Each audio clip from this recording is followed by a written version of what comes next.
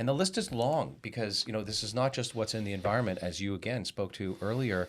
It's what we're putting in our kids' diet. Talk to us a little bit about what we're looking at here. I mean, this is all like just artificial sweeteners and sugar. And that whole concept of sugar, I think it's so important to empower your kids as they get a little older, to involve them in meal prep and what kinds of foods they want to take for lunch. Right. Is this good for your body? Did you feel better after eating it? As opposed to just saying, this is what you have to do, or be very restrictive. Right. And like them or love them or hate them.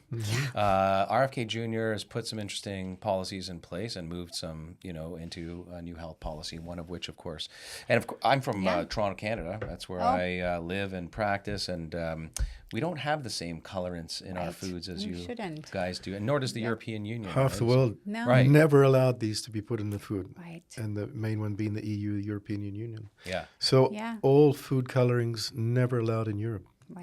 And yet here we just, until now, starting to look at take them out. And we ask why we're like the sickest nation and why we spend so much money on healthcare. And it's everyday intake. Right. And so it's not just sugar or empty carbohydrates or, let's say, mineral nutrient devoid foods. It's these colors that are causing hormone disruption. And marketed directly to kids. It looks beautiful and colorful. Right. And we can't forget about the 4 screens. Why would this be an obesogen? Yeah, in terms of just exposure to EMF and also just in terms of the attention span, like kids just being on TVs or being on iPads and sitting and not moving. Right. Yeah, that's the thing, right? If you're and it's starting earlier and earlier. And the blue light. Yeah, the blue light. 2, 3, 4 years old. They should be spending maximum. What's your advice? 20, 30 minutes a day? Max. I mean, no one's going to do no minutes. Max. But I've even heard, I've seen some studies that show 0 to 2, you shouldn't be showing them anything. Yeah, you shouldn't. Yeah. But who isn't? Parents, convenience. Let's just put them from the iPad. And then if they're not moving, are they sweating? Like that's a great way of detoxifying. Right. So if one of you're the just best ways sitting for certain things, right? So if you're not moving, you're just, again, it's confounding everything and impacting it, making it worse. And you mentioned, I think the key term, convenience, right? And a lot of parents are going to these for, the early school years, 5, 6, 7, another sort of cohort we talk about on the program a lot about. And this is not food. No. What's in this? Right. I don't know. Preservatives, plastics. Right. Yes. And it looks pretty. You talked about blue light, and earlier in the show you mentioned, early days when you started to suffer from health issues yourself, you were doing a lot of traveling. Talk to us a little bit about the connection between, circadian rhythm or day-night cycling, blue light, and how all of that really is disrupting, especially children's hormones early on.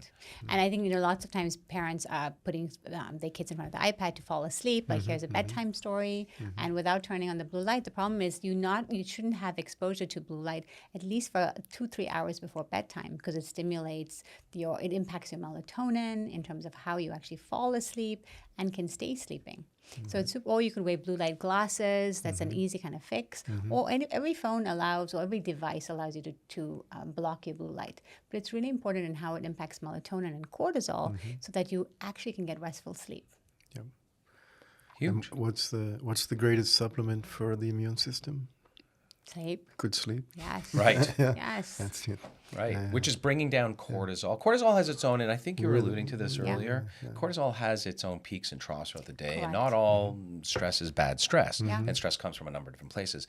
But this sort of high in the morning, tapering down and weaning down into that, I think what we're saying here is that you don't want to re-stimulate that late at night. And this is one of those things that does that, right? Exactly, it does. And in the younger adults I'm seeing, a lot of them say they were just bad sleepers as kids. And it started from then. And they just think it's my mom's a bad sleeper, so I'm a bad sleeper. This isn't genetic. Right. This is how are you programmed by your environment. Right. And what were you allowed to do between 0 to 7 that could have radically changed your sleep quality and how you age. Epigenetics. Yes. And we'd be remiss if we didn't talk quickly about gamification of everything. But even the standard, games that exist, video games and so forth, not only as an obesogen as it relates to not moving otherwise, playing your own games outdoors, but again, it's more of that bad light exposure, maybe EMF exposure, and it's stress. Plus brain function. I mean, what? Yeah. Right. What are you responding to? Right. Your next dopamine hit, right? Yeah. Tell us a little bit about that. We're hearing more and more, parents are hearing more and more about, neurotransmitter dysfunction because of the exposure to these 4 screens and games. Everything is a screen and game. What are we talking about when we're or what we hear about anyways is this reward, and how is that impacting health overall? And some of us are just genetically pre-programmed to kind of be all or nothing type people. And so when you expose a young child to things like games that each time is a dopamine hit where you're like, I need more. It could also be in foods, but especially in things like games where you have to constantly just be on. And after a certain point, your dopamine receptors are saturated and you need more and you need more. And then it's hard to reverse that. Interesting. The epigenetic change. This is a perfect example. Again, correct me if I'm wrong, but the more you're exposed to the dopamine hit, depending on how your genetics work in the first place, the more that you're ultimately seeking that out, the more you're saturating your cells with these receptors, harder it is to get the hit. But then you're probably more likely to be seeking out other rewards, like you said, beyond the game. So sugary foods, other addictive properties, maybe drugs later on in life. Exactly. You're really setting your child up in these formative years in terms of and being bored is okay. Right. Like my son the other day was saying, I'm really bored. I'm like, that's good. It's good. Yeah. It's okay. Do that. I remember a nap time, very distinctly remember a nap time, probably until I was about 5 or 6. But nonetheless, I hated it because I've never napped. My son never nap. The way I know my son is sick is if he naps during the day or used to nap, right? My daughter, the opposite. She can sleep anytime. But I'm of that variety. Never been able to nap. And I remember my mother saying, I would complain and really whine about this, hour alone time. Really was for her. A lot of it was like so she could rest, right? So 3 kids, single mom. But sent me to my room nonetheless. You go to your room, I don't care how bored you are. And you know what?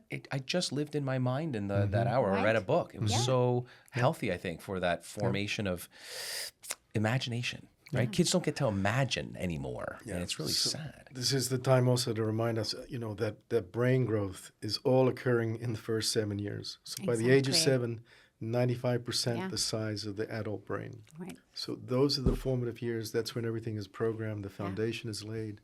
What happens in those first 7 years, what stimulus is given and what isn't given, is going to determine how that operates for the rest of their life. Yeah, that metabolic programming is happening then in terms of your relationship with foods, your immune system, your hormones, how you deal with toxins. So it's such a critical period. Yeah.